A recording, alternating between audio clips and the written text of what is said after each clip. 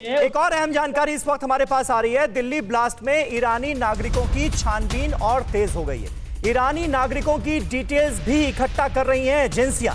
दिल्ली के होटलों से कल से लगातार जुटाई जा रही है जानकारी। इजराइल ने ईरान पर जाहिर किया है ब्लास्ट को लेकर शक। हालांकि कोई आधिकारिक बयान तो नहीं जारी किया गया है, लेकिन इजरायली दूतावासों को दुनिया में कहीं भी इससे पहले निशाना बनाया गया है तो शक ईरान पर भी ही गया है। ऐसे में ये निश्चित तौर पर एक बड़ी जानकारी है।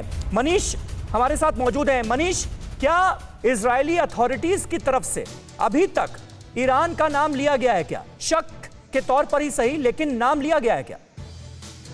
समीर, मैं आपको बताऊं कि घटना के बाद से ही लगातार मैं इजरायल एम्बेसी के अधिकारियों के संपर्क में हूं। साथ ही साथ जो वहाँ इजराइल के भी जो अधिकारी हैं जो उनसे लगातार अपडेट मिल रहे हैं, लेकिन अब तक कम से कम आधिकारिक तौर पर ईरान का नाम नहीं लिया गया। हालांकि भारतीय एजेंसियां अभी एहतियात के तौर पर कुछ ईरानी नागरिकों के साथ लगातार पूछताछ कर रही है। ईरानी कनेक्शन को भी खंगाला जा रहा है। और जैसा कि मैंने आपको बताया कि मुझे हैरत इस बात को लेकर हो रही है कि फरवरी 2012 में जब घटना घटी थी, इजरायली राजनयिक के कार पर जब हमला हुआ था, तब कुछ घंटों के अंदर ही इजराइल की तरफ से पूरा लिंक बताया गया था कि इसमें किस तरह से ईरान का कनेक्शन है। और एक खास बात मैं आपको और बताऊं कि विदेश मंत्रालय और गृह मंत्रालय के कई अधिकारियों से कल से लेकर आज तक जो मेरी बातचीत हुई, तो उन सब का भी मानना था कि फिलहाल ईरान की तरफ से या ईरान की कोई सरकारी एजेंसियां भारत की जमीन का इस्तेमाल नहीं करना चाहेगी। ये बात सच है कि इजराइल और बिल्कुल ये निश्चित तौर पर संभावना तो है। लेकिन मनीष, इजराइल के आधिकारिक बयान का हम सब जिक्र कर रहे हैं और दिल्ली में धमाके पर इजराइल का जो बयान है वो भी सुन लेते हैं कि है क्या। भारत में इजराइल के राजदूत ने कहा है कि दिल्ली में धमाका आतंकी हमला था। आतंकियों के टारगेट पर इजराइल एम्बेसी थी। सुनिए।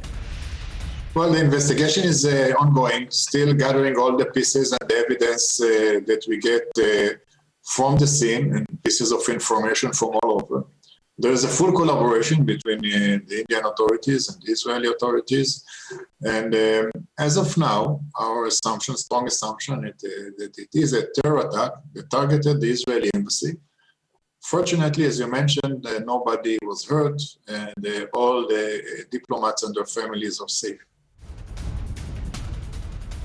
और लेफ्टिनेंट जनरल शंकर प्रसाद हमारे साथ मौजूद हैं। शंकर प्रसाद साहब, निश्चित तौर पर धमाका छोटा था लेकिन साजिश बड़ी थी।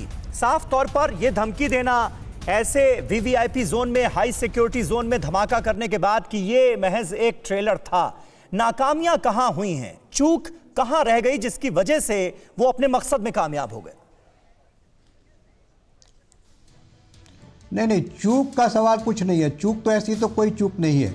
देखिए, इस इतने बड़े शहर में अगर गाड़ियां चल रही हैं, आपने खुद कहा कि सीसीटीवी कैमरा से इतने 100 लोग इधर से उधर गए, वहाँ पे इतने हज़ारों फ़ोन बज रहे हैं, तो चूक की बात मत कीजिए। चूक की बात तो तब होती कि अगर ये कोई बड़ी भारी साजिश होती, कोई बड़े 10-12 आदमी का होता है हिसाब किताब, तो चल मानता हूँ मैं कुछ ना कुछ को पता हुआ होगा। लेकिन ये पाकिस्तान से जो हमारे जावेद साहब बैठे, इनसे ये ज़रूर कह दीजिए आप कि इन्होंने मेरे स्टेटमेंट पर कोई टिप्पणी की थी जी। इनको मालूम होना चाहिए, अगर ये अच्छे जर्नलिस्ट हैं, कि जब भी कभी भारत के अंदर कोई इशू होता है उसके पाकिस्तान टेररिस्ट फ़ायदा उठाने की कोशिश करते हैं। बिल्कुल, जैसे कि कहीं भी कुछ हो जाए भारत में, हमेशा आप देखेंगे पाकिस्तान के जो टेररिस्ट हैं जो भारत के अंदर चुपचाप बैठे रहते हैं, जिसको हम साइलेंट लोग कहते हैं, वो एकदम से उभरते हैं। पाकिस्तान की हमेशा से साजिश रही है। इसकी जावेद साहब कोई अपोजिशन नहीं कर सकते। इन्हें मानना पड़ेगा कि पाकिस्तान के टेररिस्ट सब जगह भारत में साइलेंट बैठे रहते हैं और जब भी कोई भारत के अंदर हरकत होती है इंटरनल लॉ एंड ऑर्डर की, हमारी अंदरूनी बात, उसमें वो लोग कुछ ना कुछ भड़काने की कोशिश अवश्य करते हैं। तो खैर, मैं किसी स्पेसिफिक इंसिडेंट में आज नहीं जाना चाहता, लेकिन आपके सवाल का जवाब ये है कि इंटेलिजेंस वालों की इतनी अच्छी हमारी इंटेलिजेंस हो गई है अभी, और हमारे को अमेरिका से इंटेलिजेंस मिलती है, इजराइल से इंटेलिजेंस मिलती है। उससे आपने खुद ही कहा कि 8-10 साल के बाद इस तरह की छोटी हरकत हुई है दिल्ली में, तो इतनी हंड्रेड्स ऑफ एक्टिविटीज़ हुई होंगी, ट्राई लोगों ने कोशिश की होगी, उसमें से एक कामयाब हो गई। लेकिन हम ये नहीं कह सकते कि हमारी इंटेलिजेंस एजेंसीज आज की तारीख में पुख्ता नहीं है। They are very well equipped, they very well organised. हमें मालूम है जम्मू एंड कश्मीर में किस तरह से इंफॉर्मेशन आती है। हमें मालूम है कि जिस तरह भी इंडिया में कोई हरकत हो रही है, जैसे आजकल हो रही है, उसकी भी सारी खबर हमारे पास रहती है। तो सही बात है शंकर साहब, बिल्कुल आपने सही बात कही। और फिक्र आपकी। सोमवार से शुक्रवार रात 9 बजे सिर्फ TV9 भारतवर्ष पर।